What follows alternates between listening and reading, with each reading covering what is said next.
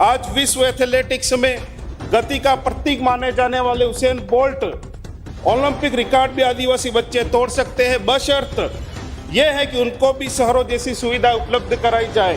तो सुशीला पारगी और रेणुका पारगी, जिसको क्रिकेट के भगवान माने जाने वाले सचिन तेंदुलकर ने ट्वीट किया था और हमारे कई नेता और मंत्रियों ने फोटो भी खींचे थे, और आज वो प्रतिभाएं गुम सी हो गई है। मैं कहना चाह रहा हूँ, हमारे अनुसूचित क्षेत्र में, पहाड़ों में ऐसे कई सारी प्रतिभाएं हैं। अगर उनको सीमित संसाधन, अच्छे संसाधन उपलब्ध कराए जाए। धन्यवाद महोदय। मैं मांग संख्या 26 पर चर्चा करते हुए युवा मामले एवं खेल विभाग के संदर्भ में सरकार का ध्यान विधानसभा क्षेत्र 84 तथा प्रदेश के समस्त अनुसूचित क्षेत्रों की ओर आकर्षित करना चाहूँगा। आज मैं इस सदन में खड़ा हूँ, पर बोलने से पहले मैं कहना चाहूँगा कि अनुसूचित क्षेत्र के युवाओं के साथ खिलवाड़ ना करें, क्योंकि मैं आज किसी राजनीति विषय पर नहीं, इस प्रदेश के युवा की बात करने आया हूँ, जिसकी आंखों में सपने हैं लेकिन जिसके आगे बेरोजगारी की दीवार खड़ी है। माननीय सभापति महोदय, वो युवा जिसने खेतों में काम करते करते किताब पकड़ी, जिसकी मां ने 2 वक्त की रोटी छोड़ दी ताकि बेटा कोचिंग जा सके, जिसके पिता ने बैल बेचकर मोबाइल दिलाया ताकि बेटा पढ़ ले, कुछ बन जाए, समाज और गांव में अपना नाम कमा जाए, वो आज सरकारी नौकरी की उम्मीद में 5-5 साल से सरकार इंतजार कर रहा है। हर भर्ती की खबर उसके दिल की धड़कन बढ़ा देती है, पर जब सुनता है पेपर लीक हो गया तो उसकी आंखों से सपनों का जनाजा उठ जाता है। चाहे सरकार किसी की भी रही हो, सरकार हमेशा कहती है प्रक्रिया जारी है। कौन सी प्रक्रिया जारी है महोदय? वो प्रक्रिया जिससे पेपर लीक होते हैं, वो प्रक्रिया जिससे परिणाम वर्षों तक रोके जाते हैं, वो प्रक्रिया जिससे अनुसूचित क्षेत्र का हक कागजों पर दबा रहता है।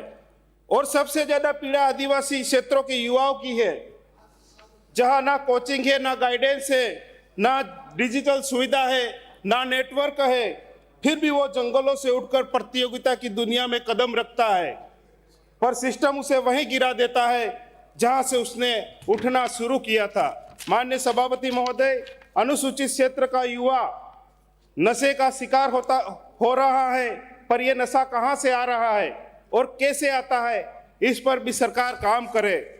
माननीय सभापति महोदय, 84 विधानसभा क्षेत्र राजस्थान में सर्वाधिक लिंगानुपात वाला क्षेत्र है। यहाँ हमारे सामाजिक संस्कारों और बेटियों के सम्मान की मिसाल है।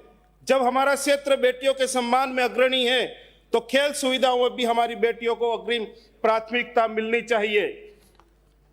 आज 84 और आसपास के आदिवासी अंचलों में हजारों युवा खेल प्रतिभाएं मौजूद हैं, लेकिन खेल मैदानों का अभाव, प्रशिक्षकों की कमी और संसाधनों की अनुपलब्धता के कारण उनका हुनर सीमित रह जाता है। माननीय सभापति महोदय, आदिवासी समाज के बच्चों में तैराकी, तीरंदाजी, कबड्डी और एथलेटिक्स जैसे खेलों के लिए प्राकृतिक क्षमता और शारीरिक दक्षता आनुवंशिक रूप से देखो मिलती हैं। आदिवासी बच्चे पहाड़ों, जंगलों और नदियों के बीच पले बड़े हैं। उनकी सहन शक्ति और उनकी स्फूर्ति अद्भुत है। यदि इन बच्चों को वैज्ञानिक प्रशिक्षण, स्पोर्ट्स साइंस, नियमित प्रतियोगिताएं और भाषण पोषण भत्ता दिया जाए तो ये अंतर्राष्ट्रीय मंच पर देश का नाम रोशन कर सकते हैं। आज विश्व एथलेटिक्स में गति का प्रतीक माने जाने वाले उसेन बोल्ट ओलंपिक रिकॉर्ड भी आदिवासी बच्चे तोड़ सकते हैं, बशर्त यह है कि उनको भी शहरों जैसी सुविधा उपलब्ध कराई जाए। लेकिन सवाल यह है कि क्या हमने अपने आदिवासी युवाओं को वह सुविधा उपलब्ध करवाई जो बड़े शहरों के खिलाड़ियों को मिलती है? यदि समान अवसर और संसाधन उपलब्ध कराए जाए तो मैं इस विश्वास के साथ कह सकता हूं कि हमारे अनुसूचित क्षेत्र का आदिवासी युवा भी विश्व रिकॉर्ड तोड़ने की क्षमता रखता है। मैं सरकार से मांग करता हूं कि आदिवासी युवाओं के लिए रेजिडेंशियल प्रतियोगिता परीक्षा कोचिंग सेंटर हो, चिखली में गोविंद गुरु आधुनिक मिनी खेल स्टेडियम स्वीकृत किया जाए, अन्नपुरा में वीर कालीबाई क्लास व खेल छात्रावास स्वीकृत किया जाए, अनुसूचित क्षेत्र में तैराकी, तीरंदाजी, एथलेटिक्स के विशेष प्रशिक्षण केंद्र स्थापित किया जाए तथा युवाओं के लिए स्वरोजगार के लिए आसान ऋण अनुदान योजना लागू की जाए, ब्लॉक स्तर पर कबड्डी मैट की व्यवस्था करवाई जाए तथा प्रशिक्षित कोचों की नियुक्ति और खिलाड़ियों के लिए विशेष छात्रवृत्ति योजना लागू की जाए। माननीय अध्यक्ष महोदय, युवाओं को नशा मुक्त बनाने के लिए नशा मुक्त केंद्र प्रति ब्लॉक होने चाहिए और साथ ही आदिवासी अंचलों के पहाड़ों और जंगलों से निकलकर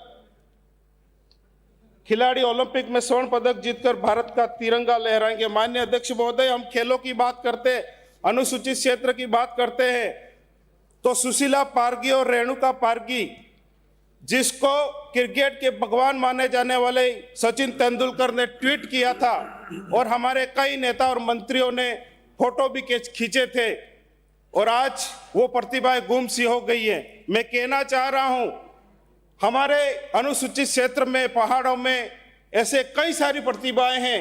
अगर उनको सीमित संसाधन, अच्छे संसाधन उपलब्ध कराए जाए तो देश लेवल पर अपना नाम रोशन कर सकते हैं और देश के लिए विदेशों में जाकर के तिरंगा भी लहरा सकती है। मैं मांग करना चाहूँगा कि हमारे पड़ोसी विधानसभा में मुंगाना, लसाड़िया और खोदड़ी में खेल मैदान होना चाहिए और दरियावद में इंडोर स्टेडियम। अंत में मैं कहना चाहूँगा माननीय सभापति महोदय कि हमने जंगल बचाए, हमने आसमान भी बचाएंगे, खेल के हर मंच पर अपना परचम भी लहराएंगे। जो बजट में भूले थे तुम, वो याद दिलाने आए हैं। बिल प्रदेश के खिलाड़ी अब अधिकार जताने आए हैं, अब अधिकार जताने आए हैं। धन्यवाद। जोहार महोदय।